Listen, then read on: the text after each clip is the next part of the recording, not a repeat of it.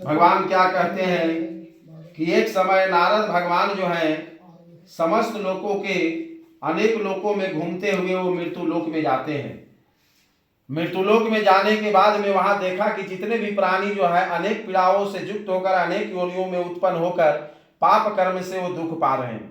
नारद भगवान देख करके मन में विचार करते हैं कि इन लोगों का दुख कैसे दूर किया जाए। ऐसा मन में विचार करके विष्णु लोक में चले गए।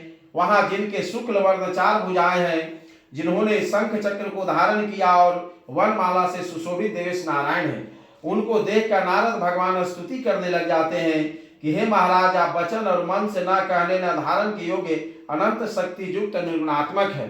हे महाराज, आप सब प्राणियों के उत्पन्न करता और भक्तों के दुख के नाशक हैं। यह स्तुति सुनकर विष्णु भगवान बोले कि हे नारद, तुम किस काम से आए हो? तुम्हारे मन में क्या है? हमसे जो पूछोगे वह हम कहेंगे। नारद जी बोले कि हे नाथ, मृत्युलोक में सब प्राणी अनेक योनियों में उत्पन्न होकर निज पाप कर्म से कलेशित हो रहे हैं। हे महाराज, कोई ऐसा छोटा सा उपाय बताइए जिससे उनका कलेश दूर हो, दुख दूर हो। विष्णु भगवान बोलते हैं कि समस्त जनों पर कृपया करके तुमने बहुत अच्छा प्रश्न पूछा है, जिसको करने से मनुष्य मोह से छूट जाए। मैं ऐसा उपाय कहता हूँ, सुनो। हे नारद, जो व्रत तीनों लोक में अति दुर्लभ है, आज आपके कहने से मैं प्रकाशित कर रहा हूँ। वह सत्यनारायण भगवान का व्रत है, जिसको विधि पूर्वक करने से इस लोक में सुख और परलोक में मोक्ष मिलता है। यह सुनकर नारद जी बोले कि इस व्रत का क्या फल है और पूर्व में किसने किया था, किस समय यह व्रत करना चाहिए, आप हमें विस्तार पूर्वक कहिए। श्री भगवान ने कहा कि इसको करने से दुख सुख आदि नाश, धन धान्य की वृद्धि और संतान की प्राप्ति होती है।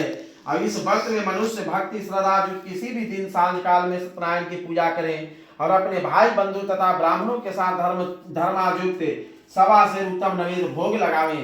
केले का फल, दूध, दही, गेहूं का चूर्ण सबको ला करके सत्यनारायण भगवान को नैवेद्य लगावें। बांधवों के साथ कथा सुनकर ब्राह्मणों को दक्षिणा दें और श्री सत्यनारायण के प्रसाद को अपने भाई बंधुओं के साथ खाकर रात्रि में नृत्य गीत आदि करें। तदंतर सब श्रोतागण सत्यनारायण भगवान का स्मरण करते हुए अपने अपने घर जाएं। और इस प्रकार व्रत करने से मनोवांछित फल मिलता है। और विशेषकर इस कलिकाल में पृथ्वी पर इससे बढ़कर दूसरा कोई उपाय नहीं है। हे नारद, जिन्होंने इस व्रत को पहले किया था वह कथा सुनो।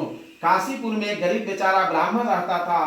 प्रत्येक दिन भिक्षा के लिए पृथ्वी पर वो घुमा करता था। एक दिन जो है विष्णु भगवान उस ब्राह्मण को देख करके विष्णु भगवान बूढ़े ब्राह्मण का रूप धारण करके आकर पूछते हैं, हे ब्राह्मण देव, तुम नित्य दिन पृथ्वी पर क्यों घुमा करते हो? ब्राह्मण बोला कि मैं तो अत्यंत दरिद्र हूँ, भिक्षा के लिए पृथ्वी पर भ्रमण करता हूँ। अगर आप कुछ जानते हो तो कृपया कर बोलिए। वृद्ध ब्राह्मण बोले कि हे श्रेष्ठ, विष्णु भगवान बोले कि मनोरथ को सिद्ध करने वाला उत्तमोत्तम तुम सत्यनारायण का व्रत करो, जिसको करने से मनुष्य सब दुखों से छूट जाता है। वृद्ध ब्राह्मण रूपी श्री सत्यनारायण देव ने व्रत का विधान ब्राह्मण को बताकर अंतर ध्यान हो गए। तदंतर ब्राह्मण सतानंद मन में निश्चय किया कि मैं आज ही सत्यनारायण का व्रत करूंगा। और इसी चिंता में ब्राह्मण को बेचारा को रात भर नींद नहीं आया। सुबह उठकर उसने निश्चय किया कि आज जो भी भिक्षा में द्रव्य मिलेगा उसी समय सत्यनारायण भगवान का व्रत जरूर करूंगा। अब भिक्षा मांगने को गया तो उसको सब दिनों से अधिक द्रव्य मिला और उस द्रव्य से अपने भाई बंधुओं को बुलाकर भक्ति से सत्यनारायण भगवान का पूजा किया। और पूजा करने के बाद वो नगर भर में श्रेष्ठ मानने जाने लगा और तभी से वो दुखों से छूटकर सर्व संपत्ति से युक्त हो गया। और इस प्रकार पृथ्वी में इस व्रत को सत्यनारायण भगवान को पूजा करेंगे तो उनका दुख अवश्य नष्ट हो जाएगा। इति द्वितीय अध्याय की जय। श्री राजा रामचंद्र की जय।